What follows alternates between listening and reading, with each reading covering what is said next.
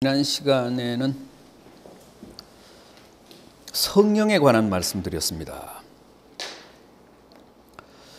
사도행전에 여러 가지 주제가 등장을 하는데 중요한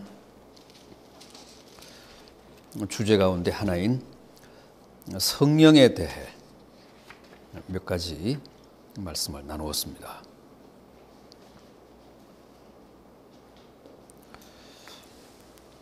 오늘은 바울의 회심을 한번 생각해 보겠습니다.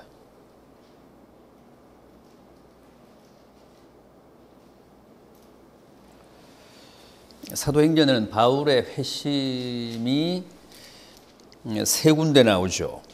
9장, 22장, 26장 세 곳에 나옵니다. 9장은 바울의 회심 사건 그 자체고 바울의 그 회심의 현장이 나오고 22장과 26장은 바울의 진술입니다. 바울의 간증입니다. 자기의 그 회심 사건에 대한 바울의 증언이 나오는 장면인데 어쨌든 그렇게 해서 사도행전 9장과 22장, 26장에 바울의 회심에 관한 말씀이 나옵니다. 우선 바울은 주님과 동시대를 살았던 사람이죠. 주님보다 나이가 많았는지 적었는지는 알 길이 없습니다. 그러나 어쨌든 그 생애가 중첩이 됩니다. 같은 시대를 살았습니다. 그럼에도 불구하고 주님이 이 땅에 계실 때는 일면식도 없었습니다. 주님이 이 땅에 계실 때는 한 번도 주님을 직접 뵐 기회가 없었습니다. 그럴 수밖에 없었던 게 주님은 팔레스틴 본토에 사셨잖아요. 팔레스틴 저 북단 갈릴리 지방에서 일생을 거기서 사셨죠. 태어나시기는 베들레헴에서 태어나셨지만 어쨌든 어린 시절을 보내고 장성한 후에도 공생애에 들어가시기 직전까지는 그 갈릴리 지방에서 사셨습니다.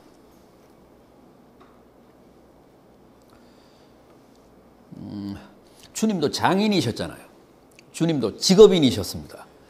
목수 일을 하시면서 일찍 부친이 돌아가셨기 때문에 그 가업을 이어서 장인으로 사시면서 모친을 모시고 또 여러 그 형제들이 많았잖아요. 그 형제들을 이렇게 키웠습니다.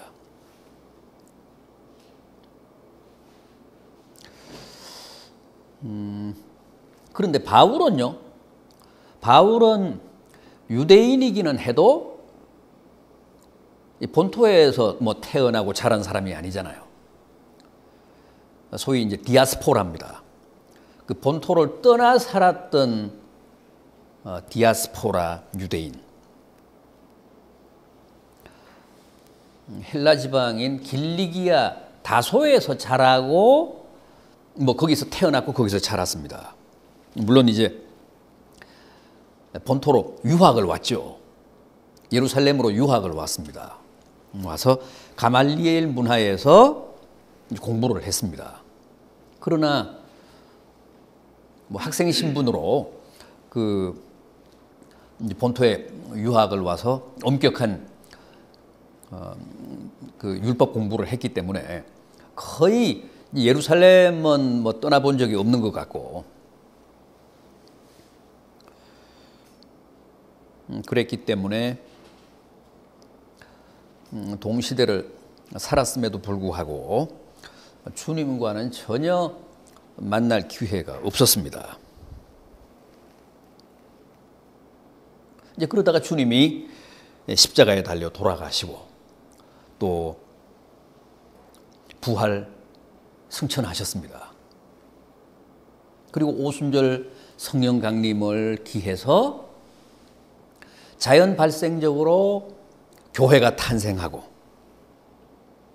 그 교회가 점점 이제 규모가 커지면서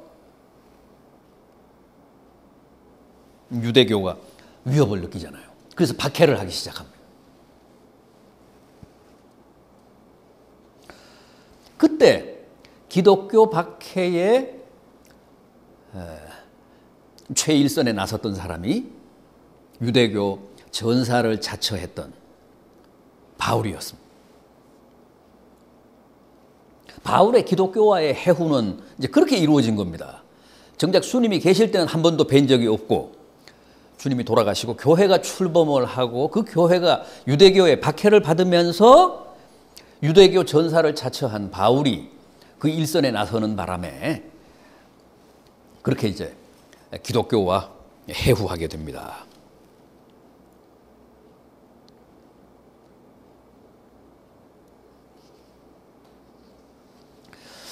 그런데 우리가 9장을 한번 보겠습니다. 사도행전 9장, 바울의 회심장인 9장 4절입니다. 9장 4절. 땅에 엎드러져 들음에 소리가 있어 이르시되 사울아 사울아 네가 어찌하여 나를 박해하느냐. 다마스커스의 기독교인들이 다 유대교의 박해를 피해서 숨어 있다, 은신해 있다라는 정보를 입수를 하고 그 다마스커스에 있는 기독교인들을 색출해서 처형하기 위해 지금 이제 사울이 가다가 그 도상에서 이런 체험을 하지 않습니까? 사울아 사울아 내가 어찌하여 나를 박해하느냐. 이게 무슨 뜻입니까?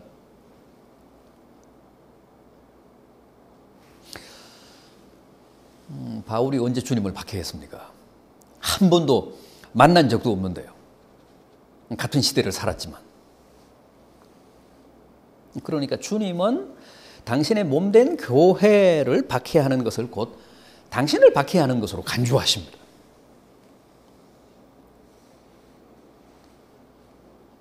믿는 자들이 그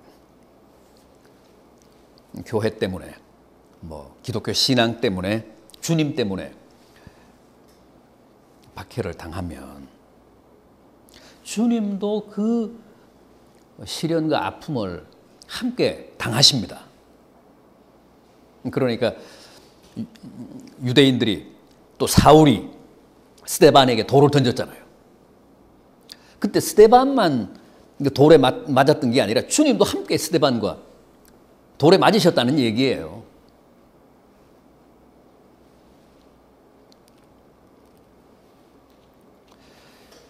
지금 이 바울의 회심이 스데반의 순교 직후에 이제 있었잖아요.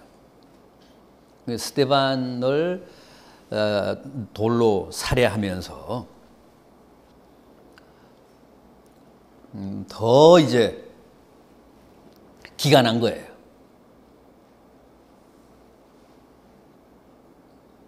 그래서 지금 다메섹으로 믿는 자들을 색출하러 지금 가는 길인데 거기서 이제 주님을 뵌 겁니다. 네가 왜 나를 박해하느냐? 네가 왜 내게 돌을 던지느냐?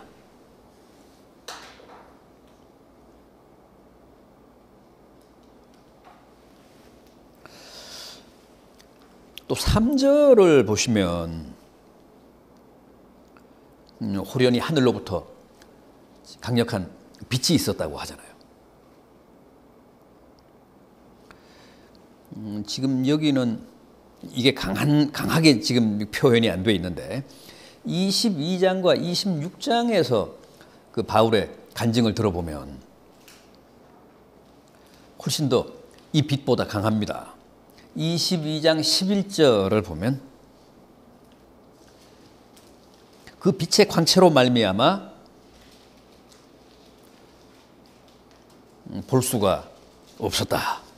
그래서 사람들에게 끌려서 다메섹으로 들어갔다. 22장 11절에 이제 그렇게 진술을 하고 있고 또 26장 13절을 보면 하늘로부터 해보다 더 밝은 빛이 자기를 둘러 비춰서 자기가 땅에 엎드러졌다. 이제 그런 간증이 나옵니다. 26장 13절에도.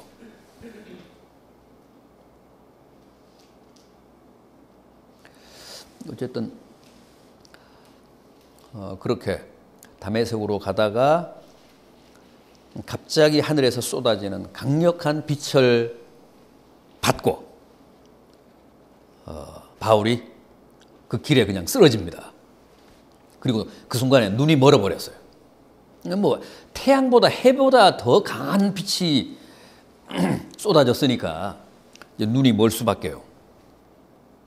그래서 이제 땅에 엎드러졌고 자기는 볼 수가 없었기 때문에 사람들에게 이렇게 끌려서 다메섹에 들어갔다는 거죠.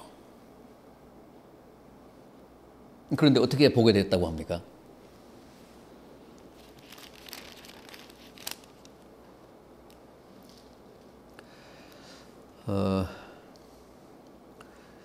그 9장을 보면 아나니아라는 사람을 이제 주님이 보내십니다. 그래서 아나니아가 사울에게 이제 안수를 합니다. 그래서 다시 보게 됐다고 하는데 보면 아나니아가 안수를 할 때 바울의 눈에서 비늘이 벗겨졌다고 합니다. 비늘이 벗겨졌다는 거예요.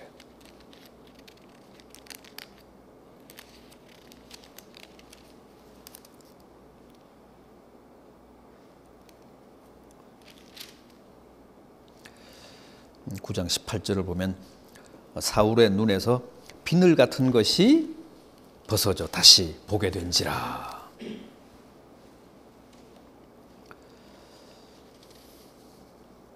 이 비늘 뭡니까?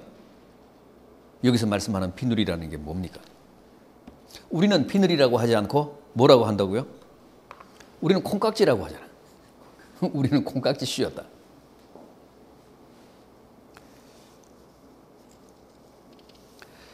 콩깍지가 씌우면 어떻게 됩니까? 다 좋아요. 다 거꾸로 보이잖아요. 꼭 봐야 할 것은 못 보고, 뭐 그렇습니다. 다른 사람들 눈에는 안 보이는 게 또 보이고. 여기도 다 이제 콩깍지가 씌워가지고 이제 이렇게 됐죠.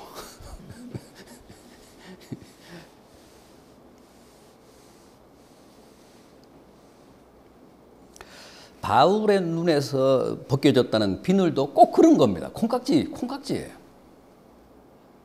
율법의 콩깍지, 무슨 죄악의 콩깍지. 그래서 진리를 못 보고 복음을 못 받던 거죠.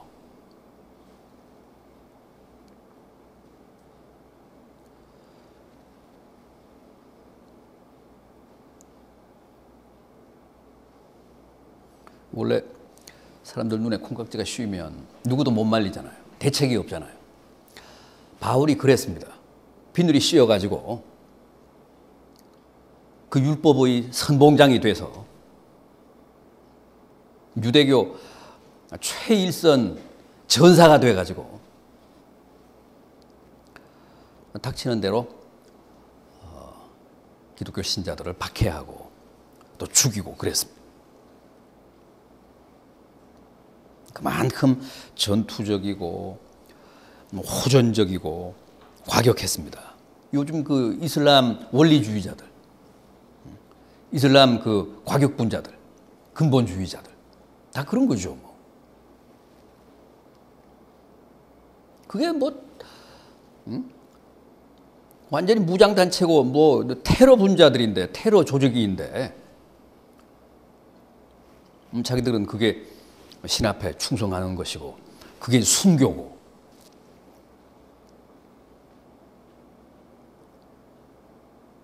바울이 바로 그랬습니다.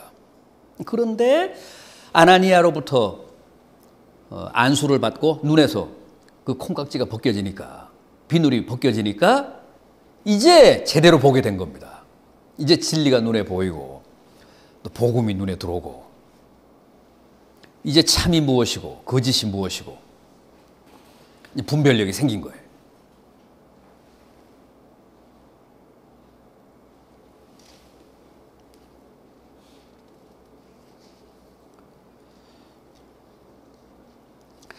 우리가 여기서 또 하나 생각해야 할 것은 주님이 우리를 부르시는 방법입니다. 이제 보시다시피 아시다시피 바울의 경우는 아주 특별한 방식으로 주님이 부르셨습니다. 강렬한 빛으로. 또 사울아 사울아 네가 왜 나를 박해하느냐 핍박하느냐, 그런 생생한 음성으로, 육성으로. 또 이 사람은 이방인들을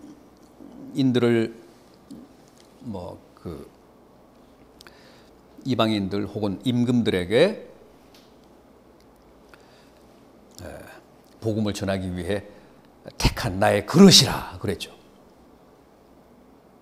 15절을 보면, 9장 15절 말씀을 보면 그렇습니다.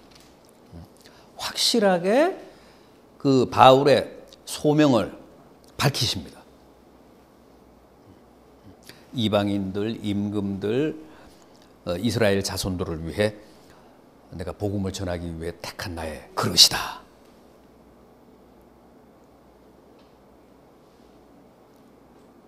주님이 이렇게 남다른 방식으로 확실하고도 아주 분명한 그런 말씀으로 직접 바울을 스카우트하셨습니다. 보통은 이렇게 하지 않잖아요. 보통은 먼저 믿은 사람들을 통해서 부르십니다. 주님이 직접 이렇게 출두하시지 않습니다.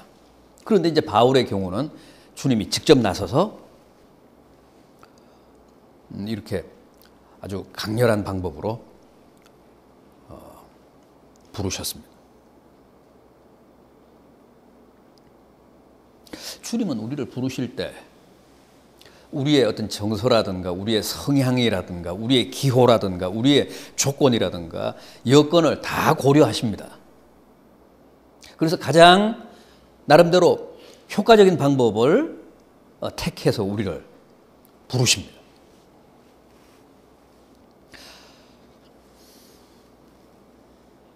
우리는 이렇게 부르실 필요가 없었던 거예요. 주님 편에서 보실 때 굳이 이렇게 부르시지 않아도 우리가 다 항복할 사람들이라는 걸 아시니까. 그런데 바울은 이렇게 부르시지 않으면 바울이 항복하지 않는다는 거죠. 이렇게 확실한 방법으로 부르시지 않으면 바울이 절대 승복을 안 한다는 거예요.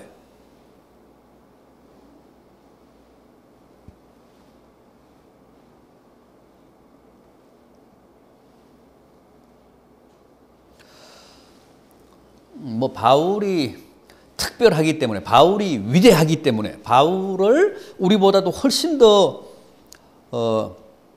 귀한 종으로 쓰실 사람이기 때문에 주님이 이렇게 하셨다기보다는, 그렇게 이해를 하시는 것은 그건 썩 옳지 않고,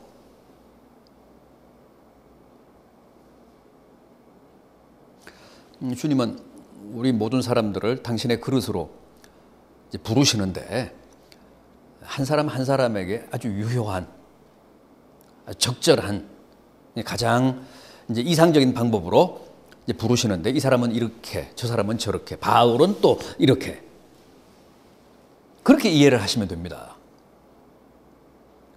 우리도 지독해서 아주 그 주님이 직접 아주 강제하시지 않으면 우리가 승복을 하지 않는다 싶으시면 그렇게 부르셨을 거예요.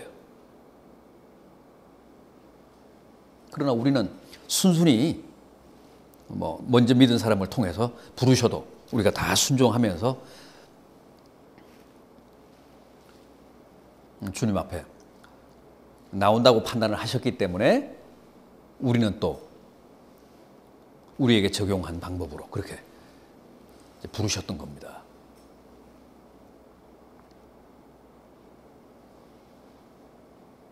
객관적으로 볼 때도 어지간해가지고는 바울은 안 될 사람인 것 같아요.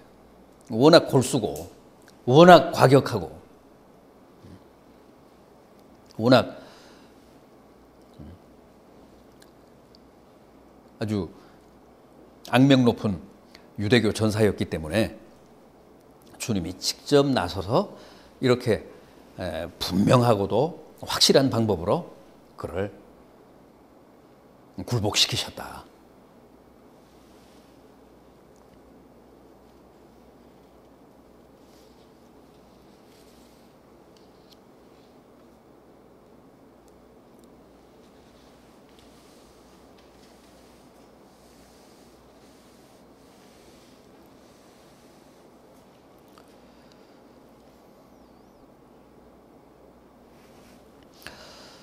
다음으로 우리가 이 사도행전에서 또 한 사람 짚어봐야 될 게 디모데입니다. 디모데.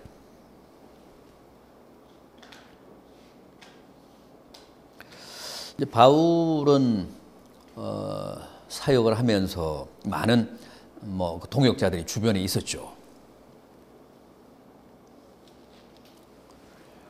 그럼에도 불구하고 그 사람들이 끝까지 바울과 함께 간 것은 아닙니다. 막판에는 거의 다 바울을 떠났잖아요. 거의 다 바울을 배신했습니다. 로마 감옥에 갇혀있는 기간이 길어지면서 다들 이제 지치고 그래서 다 제 갈 길을 다 찾아갔습니다. 이제 끝까지 남았던 사람은 불과 몇 사람밖에 안 되죠. 그 중에 대표적인 사람이 이제 누가고, 그 다음에 또 한 사람이 바로 이 디모데입니다.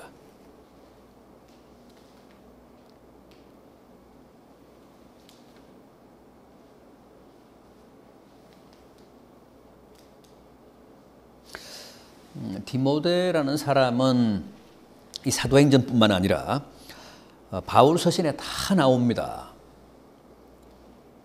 누가가 바울 서신에 다 나오지는 않아요. 그러나 디모데라는 인물은 바울 서신에 다 나옵니다. 물론 이제 디모데 전후서는 말할 것도 없고, 디모데 전후서는 아예 디모데에게 바울이 이제 보낸 편지고, 고린도 전후서에도 나오고, 빌레몬서에도 나오고, 데살로니가 전후서에도 나오고, 골로새서에도 나오고, 빌립보서에도 나오고, 안 나오는 데가 없습니다. 디모데가 누굽니까? 바울의 제자요, 바울의 믿음의 아들이요, 바울의 진정한 후계자였습니다.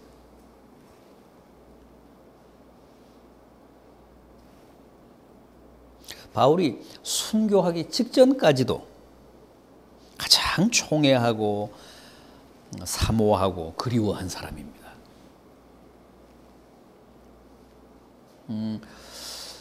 바울이 순교할 때는 바울이 이제 디모데를 에베소 교회에 심어놨잖아요. 에베소 교회에서 목회하고 있었단 말이죠.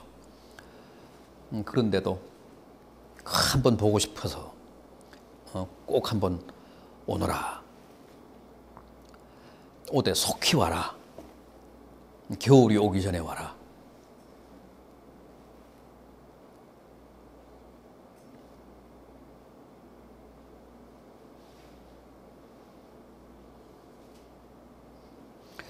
그렇게 알고 계시면 됩니다.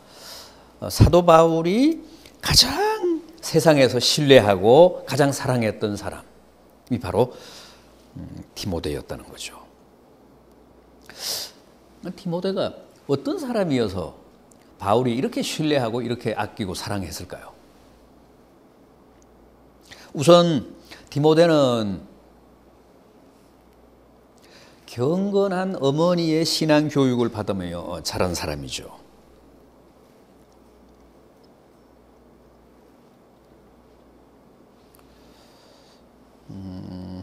사도행전 16장 1절 한번 볼까요?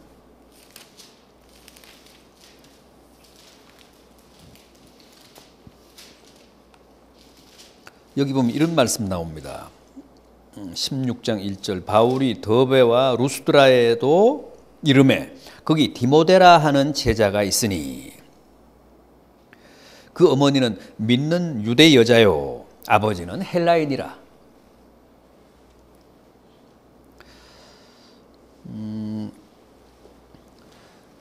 또 여러분들이 잘 아시는 디모데 후서 1장 5절 이하를 보면 이런 말씀도 나옵니다. 이는 내 속에 거짓이 없는 믿음을 생각함이라. 이 믿음은 먼저 내 외조모 로이스와 내 어머니 유니게의 속에 있더니 내 속에도 있는 줄을 내가 확신하노라. 디모데는 부친은 헬라 사람입니다. 헬라인인데 그리스 사람인데 모친은 유대인입니다. 그런데 그 모친 유니게가 믿음이 좋았다는 거, 아주 경건했다는 거죠. 그러니까 경건한 믿음을 가진 유대인 기독교 신자가 이 디모데의 모친인 유니게였습니다.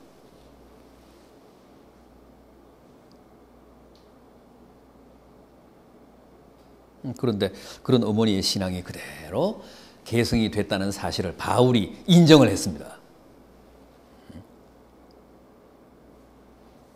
그러니까 디모데는 참 그 신앙의 뿌리가 깊었습니다. 그 외할머니 로이스도 아주 신앙이 좋았죠. 어머니 유니게의 신앙도 바울이 인정할 만큼 지극히 경건했죠. 그러니까 디모데는 3대 신앙인입니다. 이게 중요하잖아요. 3대. 3대라는 게 중요해요. 여러분은 몇 대입니까? 이 3대가 중요합니다.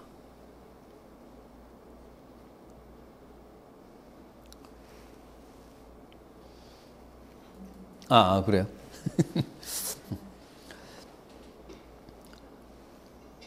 3대가 중요해요. 3대가. 지금 한국 교회의 중추 세력들이 다 3대. 그리고 3대 신자들은 다 성공해. 다 잘 살아요. 이게 이제 신앙의 연조라는 거 이거 무시 못 하는데 전반적으로 지금 한국의 왜냐하면 지금 120년이잖아요. 그러니까 이제 3대, 4대 막 이렇게 간다고. 그래서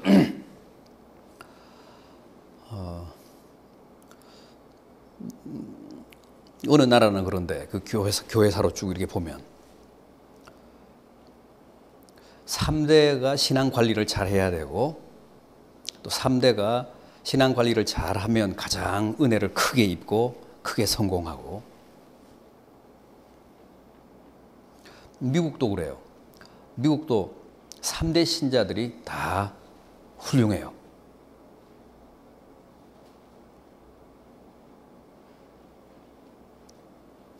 디모데는 3대 신자였습니다. 할머니, 어머니, 디모데.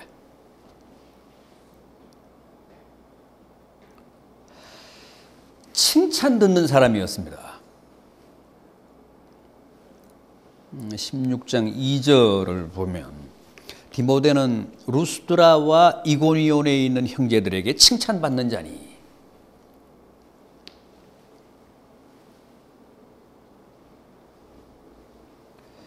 우리는 보통 그러잖아요. 주님만 칭찬하시면 되지. 뭐 사람의 칭찬이 뭐 필요한가? 그 말도 맞습니다. 그러나 사람의 칭찬도 필요합니다. 특히 주님의 일을 하는 사람들은 남의 평판 이거 관리해야 합니다. 이거 중요합니다. 그 디모데전서 3장 7절을 보면 교회 직분자들의 자격을 이제 말씀하는 대목이 나오는데, 외인에게도 선한 증거를 얻는 자라야 한다. 그런 말씀 나옵니다. 그러니까 남의 칭찬도 받아야 된다는, 남의 인정도 받고 남의 칭찬도 들어야 된다는 거죠.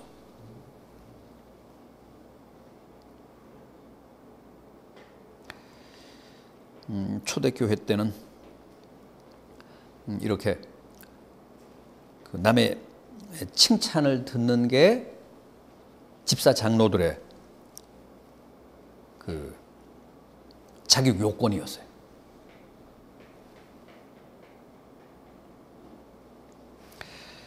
초대교회도 그렇습니다. 사도행전 2장을 보면 2장 47절을 보면 하나님을 찬미하며 또 백성들의 칭송을 받으니 주께서 구원 얻는 사람들을 날마다 더하시더라.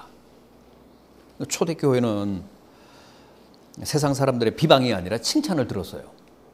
그랬기 때문에 교회가 더 부흥했다고 합니다. 그런데 디모데는 바로 그런 조건에 부합된 사람이었습니다. 그 일대 모든 사람들로부터 칭찬을 들었다는 거예요.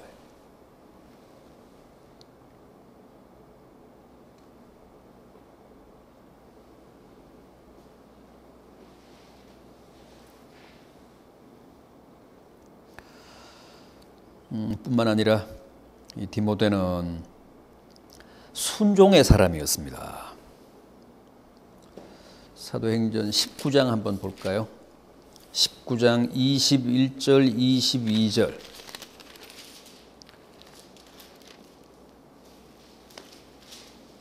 이 19장 21절, 22절. 이 일이 있은 후에 바울이 마게도냐와 아가야를 거쳐 예루살렘에 가기로 작정하여 이르되, 내가 거기 갔다가 후에 로마도 보아야 하리라 하고 자기를 돕는 사람 중에 디모데와 에라스도 두 사람을 마게도냐로 보내고 자기는 아시아에 얼마 동안 더 있으니라. 디모데의 덕성, 뭐 여러 가지가 있는데 가장 아름다운 부분이 바로 이 순종입니다. 사실 디모데는 이때 참 나이가 어렸습니다. 그럼에도 불구하고 바울이 무슨 일로 어디를 보내든 무조건 순종했습니다. 단 한 번도 난색을 표하지 않았습니다. 빌립보에 가라면 빌립보에 갔고, 에베소에 가라면 기꺼이 에베소로 갔습니다. 또 로마로 오라고 하면 서둘러 로마로 갔습니다. 온갖 개인적인 희생과 모험과 고난에도 불구하고 바울이 미션을 주면 디모데는 반드시 순종했습니다. 사실 나이도 어렸고 체력도 강하지가 못했습니다. 강인하지가 못했습니다. 차라리 인간적으로는 왜소했고 또 나약했고 고질적인 속병까지 있었고 뭐 그랬던 사람입니다. 뭐 건장하거나 강인하거나 그런 사람이 아니었습니다. 그럼에도 바울이 지시하면 그게 무엇이든 또 어디를 가는 일이건 기꺼이 최선을 다하고 그 말씀에 책임적으로 순종했다는 겁니다.